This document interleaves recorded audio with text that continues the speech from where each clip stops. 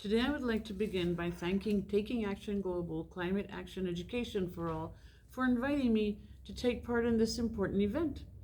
The massive interest and participation has really touched me and inspired me. I extend my recognition and my gratitude to all people who have made this event possible. And today, dear students, dear teachers, dear friends, um, I would like to just mention that bringing together people from 146 countries in a global classroom is really challenging. But when, we have common causes that bring us together, there is no impossible task, especially when young kids are involved. The first message I would like to share is on the importance of human interaction, a relationship. To a greater or less extent, the entire world is, beginning to come back from the dire consequences of the pandemic.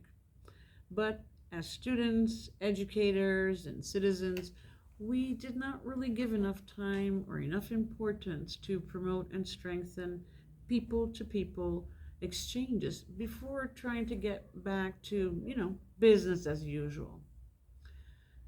While cognizant of the value of human interaction when we returned to classes after the lockdowns, we sort of mainly focused on learning thematical subjects, math, science, geography. And although these are very, very important, we did not allow enough time to, or dedicated time or actions for students and teachers to share the experiences they lived at home while fearing COVID. We did not discuss how we feel as individuals, the impact of the interactions at home, or how we could not see, greet, or, hug our loved ones. Now, we recognize the need to develop these spaces for cultivating joint efforts, common interests, and problem solving to make our lives easier and to regain confidence in the interaction. Therefore, it is important to reinforce the development of competencies, especially competencies for life in all grades and also among teachers. In competencies, we bring together knowledge, skills, and attitudes in problem solving, especially addressing and solving, everyday problems by negotiating, agreeing, or even agreeing to disagree. As an area of common interest to the world, climate change is the glue that brings us together for a common cause. It is a threat to all of us, and we need to do something about it. I come from Costa Rica, a small country in Central America, where I am now the Minister of Education. If you close your eyes, you can imagine Costa Rica. You can think of us as a peaceful country, one without an army. Yep, no army. No army for 74 years already. That's true. Our army basically consists of our students and teachers. That's the real army. You can imagine us also as a green country full of wildlife, mountains and beaches, bright green frogs, amazing snakes, huge whales, iguanas lying under the sun, and the rainforest. Don't forget the rainforest, filled with insects, tons of insects, orchids, monkeys, pumas, and colorful birds. This is possible because Costa Ricans learn to be bioliterate since we're children. And bioliteracy is a way of life in which we grow up understanding and valuing nature. The need to respect it and to have a harmonious relationship with nature. Can you imagine that in the 70s, when your parents were in school, Costa Rica only had 34% of forests in its territory? This trend was reverted, totally reverted, through joint actions between governments, companies, communities, non-state organizations, and the citizens. The work of many stakeholders contributed to an extraordinary result that today sets out an example to the world. And today, our forests cover 52% of the territory. This is an amazing achievement. And to protect these forests, we need to prepare ourselves in eco-literacy or bioliteracy. Generations of Costa Ricans have been, in a continuous process of discovery and learning knowledge on environmental regeneration.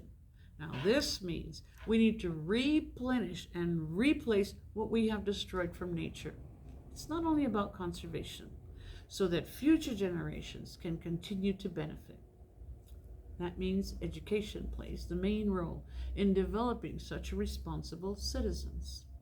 Education has allowed new generations and Costa Ricans to care for natural ecosystems as part of their DNA, as part of their lives, and this has become an integral part of our national pride and spirit.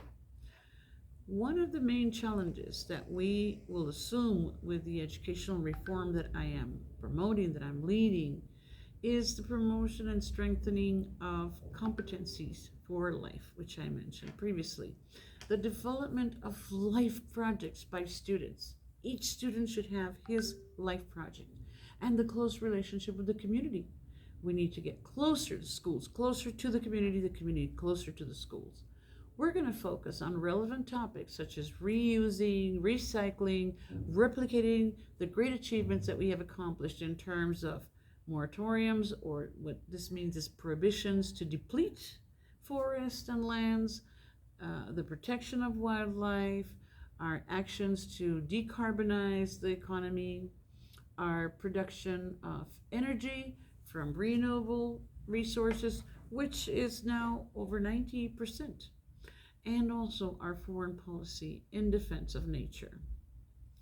Therefore, we have a flagship program which is called Ecological Blue Flag. And this is a national program which includes various categories for certification. For example, beaches, communities, and schools are included, and other entities. And this is using criteria on sustainability of resources. Our country is a worldwide successful case in how a state can develop its economy and the well-being of its people, while at the same time respecting environment and bringing public-private partnerships into this endeavor.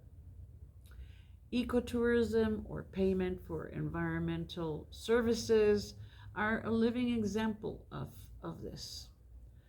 I finally would like to invite you to visit Costa Rica, even if it's in the imagination, to live the experience of pura vida, which translates in English as pure life. And it refers to the positive and respectful way of seeing and living in the world. And Costa Ricans, our Costa Rican way is that, pura vida. I encourage you to investigate the concept. I also want to invite you to join our efforts to turn our mindsets from negative to positive, to turn on the light together to end the education blackout.